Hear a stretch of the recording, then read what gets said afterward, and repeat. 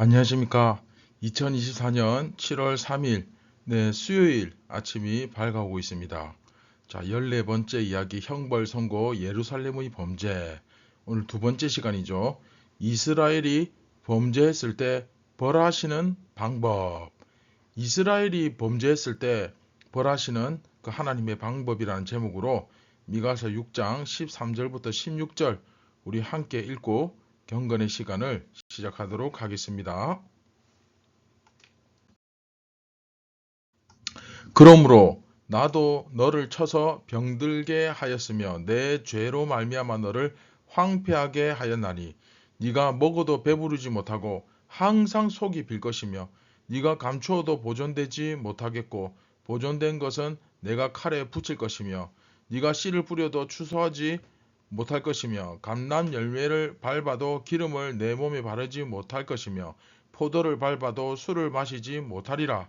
너희가 오므리의 율례와 아합 집의 모든 예법을 지키고 그들의 전통을 따르니 내가 너희를 황폐하게 하며 그의 주민을 사람의 조석거리로 만들리라. 너희가 내 백성의 수욕을 담당하리라.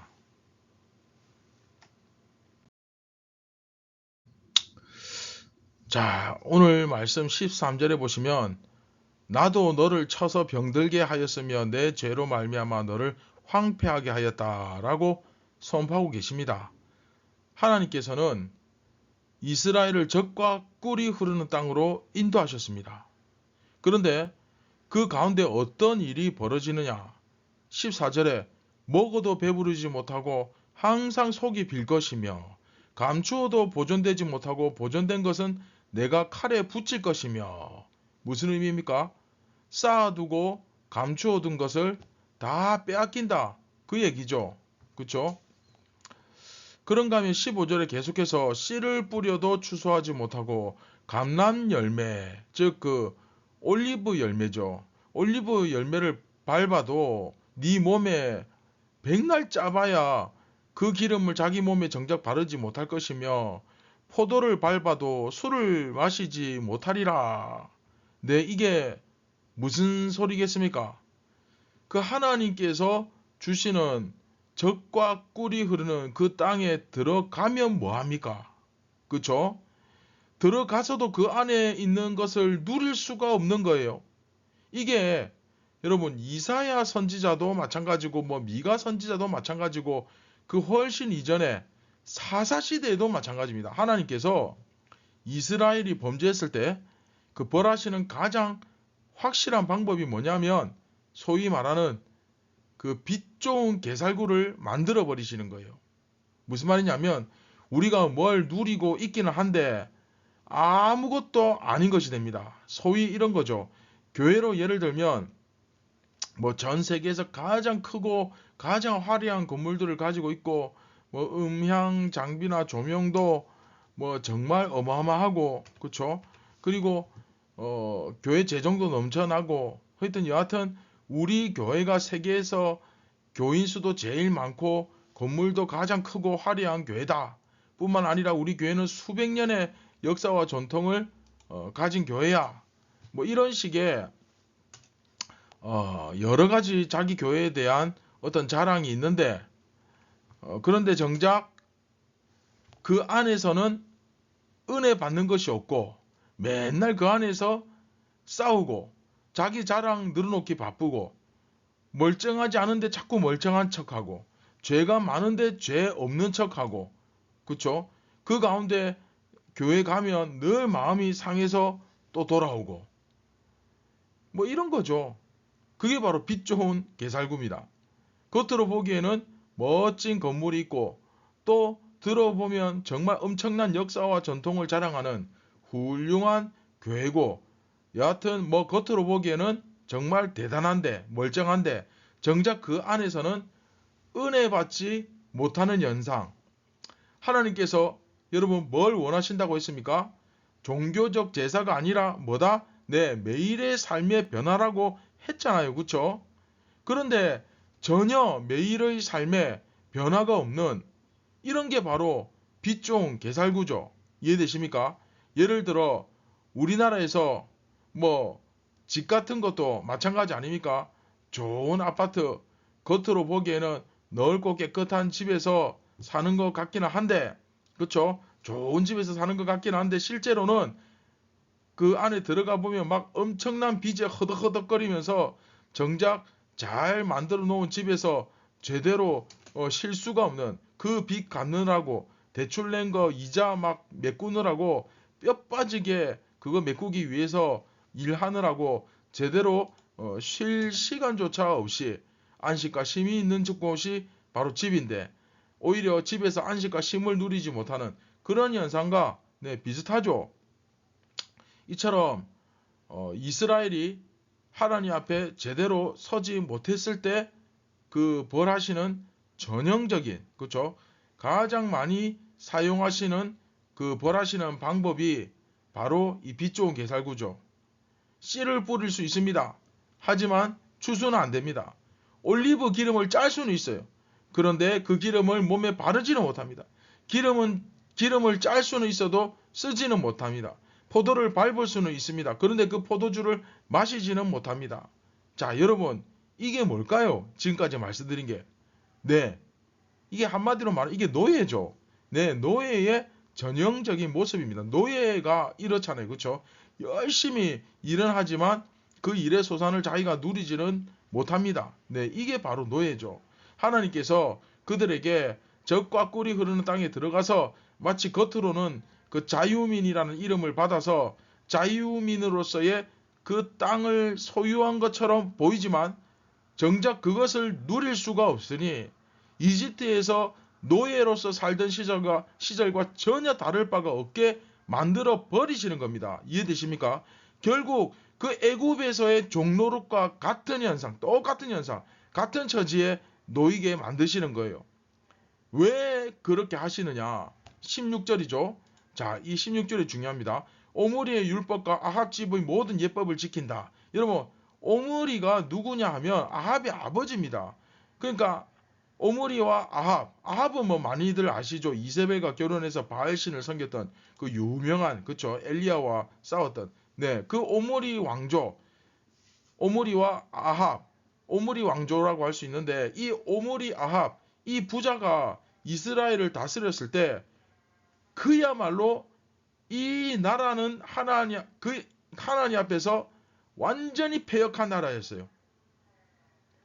오므리와 그 아들 아합은 북이스라엘 역사상 가장 하나님 앞에서 패역한 시대를 이끌었던 왕들입니다. 물론 세속적인 눈, 이제 세상의 기준으로 봤을 때는 참 아이러니하지만 경제적으로 상당히 번영을 누렸던 그런 시절이기도 합니다. 뭐 오므리 왕 같은 경우는. 하지만 아합 때 그가 하나님을 제대로 섬기지 않으니까 엄청난 어려움을 당한 적이 있죠. 바로 그 엘리야가 나타나서 3년 6개월 동안 비가 내리지 않는, 이건 뭐 지금도 대재앙이죠. 여러분, 지금 현대에도 3년 6개월이 아니라 6개월만 비가 안 와도 어떻게 됩니까? 엄청난 어려움을 겪죠. 이거는 국가 재난이죠. 뭐 이건 뭐 상상할 수조차 없습니다. 그런데 지금으로부터 수천 년 전, 그쵸? 뭐 한 해만 비가 안 와도 이건 뭐 거의 끝나는 거예요. 나라가 쫄딱 망하는 거예요. 한 해 동안 비가 안 오면 그냥 나라로서 망하는 겁니다. 끝나는 거예요. 그런데 3년을 비가 안 왔다. 네, 이건 완전히 정말 그 한마디로 황폐함 그 자체인 거죠. 그러면 왜 그렇게 되었느냐? 결국 이들이 바알을 섬겨서 그런 겁니다. 왜 하나님이 엘리야를 보내셔서 비를 내리지 않게 하셨겠습니까? 이유는 간단하죠. 여러분, 바알 신이 어떤 신입니까? 비를 내리는 신이에요. 그들이 믿기로는 바알 신이 하늘에 있어서 구름과 번개와 비를 관장하는 그런 신입니다. 그래서 열심히 바알 앞에서 음란한 행위를 했습니다. 그래서 비를 막 내려달라고. 그러나 하나님은 거기를 그냥 딱 막아버리시고, 그래, 바알이 비 내려준다고? 그래, 열심히 한번 바알을 믿어봐라. 열심히 한번 바알을 섬겨봐라. 비가 오나 안 오나. 네, 그런데 비가 안 오죠. 그쵸? 그것도 언제까지? 3년 6개월 동안. 그쵸? 거의 뭐 나라가 전체가 아사 직전입니다. 죽기 직전에. 그렇게 비 내리는 신에게 빌고 빌고 또 빌었는데 비가 안 옵니다. 왜? 그걸 하나님께서 딱 막으셨으니까, 행하셨으니까. 그쵸? 바로 이런 일들이 하나님을 섬기지 않는 자들, 그쵸? 겉으로는 분명히 하나님 섬긴다고 하는데 열심히 제사도 드리고 뭐 또 열심히 종교적으로 하나님 앞에서 예배도 드리고 종교활동도 열심히 하지만 정작 자신의 삶은 전혀 변함이 없는, 전혀 변하지 않는, 세상 사람들과 전혀 다를 바가 없이 악을 저지르면서 살아가는 자들이 이런 일을, 바로 이런 일을 당하게 될 것이다 하는 거예요. 네가 가지고 있는 그 모든 것이 빛 좋은 개살구가 될 것이다. 돈 많으면 뭐하냐? 좋은 집에서 살면 뭐하냐? 그 돈 써보지도 못하고 죽을 것이고 좋은 집에서 살면 뭐하냐? 너는 그 집에서 참 평안을 누리지 못하고 쉬지도 못하고 일할 것이고 일하고 또 일하느라 완전히 너는 소진될 것이다. 이게 바로 하나님께서 하나님을 온전히 섬기지 않는 하나님의 백성들, 내 범죄한 자들에게 주시는 하나의 대표적인 재앙의 모습이죠.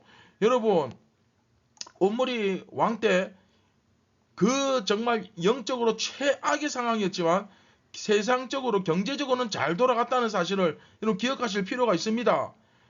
내가 무조건 하는 일이 잘 된다고 돈 잘 번다고 해서 그게 무조건 대박이고 뭐 하나님 은혜고 복이고 천만의 만만의 말씀. 여러분 자신을 살펴봐야 됩니다. 내가 지금 하나님의 말씀으로 변화되면서 성화되어 가면서 살아가고 있는가, 그것을 보는 것이 제일 정확합니다.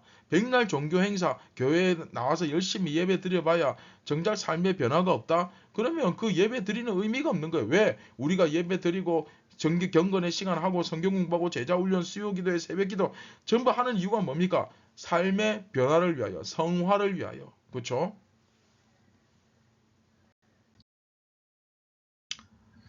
자, 여러분, 신앙의 핵심은 결코 종교적 행위일 수 없다는 것은 성경 전체를 관통하는 매우 매우 중요한 사상이지만 그럼에도 불구하고 많은 사람들이 여기에 걸려 넘어집니다. 자, 여러분 그 이유가 뭐겠습니까? 크게 두 가지죠. 첫 번째, 내 삶을 변화시키는 것보다 종교적 행위를 하는 것이 훨씬 편하기 때문입니다. 내 삶을 변화시키는 것보다 종교적 활동을 하는 게 훨씬 쉬워요. 뭐 경험하신 분은 알겠지만 교회 나오는 거 그렇게 특별히 어렵지 않습니다. 누가 교회 나온다고 죽입니까? 매일 매일. 그런데 내가 정말로 이 변화되는 삶을 살아가는 것, 이거는 정말 힘들어요.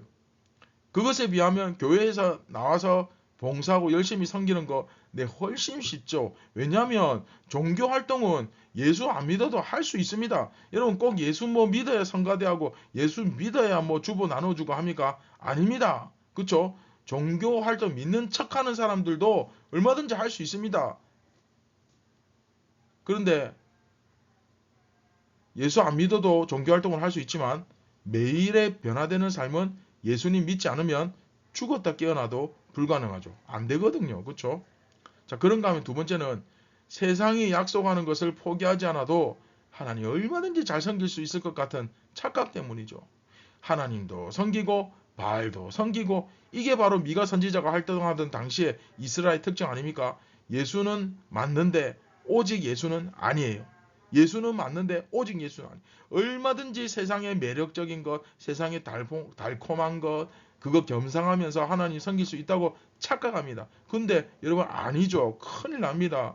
이건 사실 교회가 진짜 모습을 제대로 보여주지 못했기 때문에 교회에 처음 나오는 사람들이 그렇게 살아도 되는 모양이구나 하고 계속 잘못된 생각을 심어주는 이거 악순환이죠. 이거 끊어내야 됩니다. 교회에서. 이 문제와 관련해서 우리 지도자의 문제가 사실 제일 크다고 생각합니다. 미가서 말씀이 틀린 게 하나도 없죠. 그렇죠? 자, 그래서 오늘 이 두 가지 이유, 신앙의 핵심은 절대 종교적 행위가 될 수 없다라고 하는 이 사실과 세상이 약속하는 것을 포기하지 않아도 얼마든지 하나님 잘 섬길 수 있다라고 착각하는 이 부분에서 나는 정말 무엇을 놓치고 있는가, 내가 정말 놓치고 있는 부분이 없는가, 내가 착각하고 있는 부분이 없는가, 나는 정말 오직 여호와 하나님만을 잘 섬기고 있는가? 종교적 행위가 아니라 매일 말씀과 기도로 참 신앙 위에서 변화되는 삶, 그렇죠? 성화의 삶을 정말 제대로 살아가고 있는지 한번 우리 자신을 진지하게 돌아보고 반성하는 시간을 가졌으면 좋겠습니다. 여러분, 정직하고 깨끗한 삶이야말로 하나님으로부터 복을 받는 축복의 통로입니다.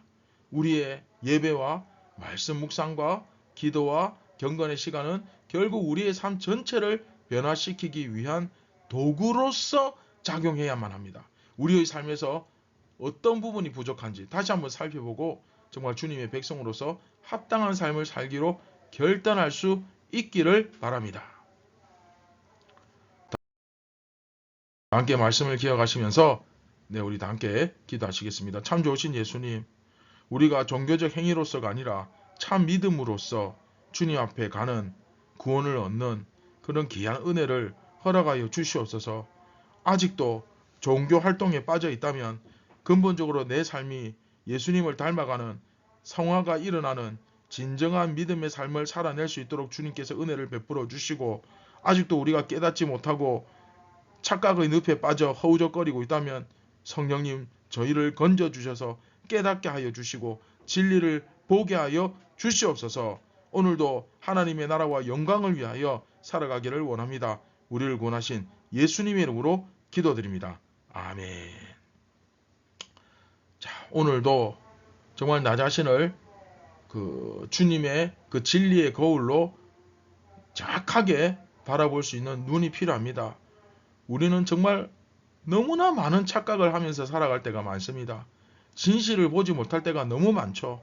여러분, 오늘도 겸손하게 진리의 눈을 뜰 수 있도록 주님께 간구하시고 엎드릴 수 있는 그런 귀한 하루가 되기를 바랍니다. 감사합니다.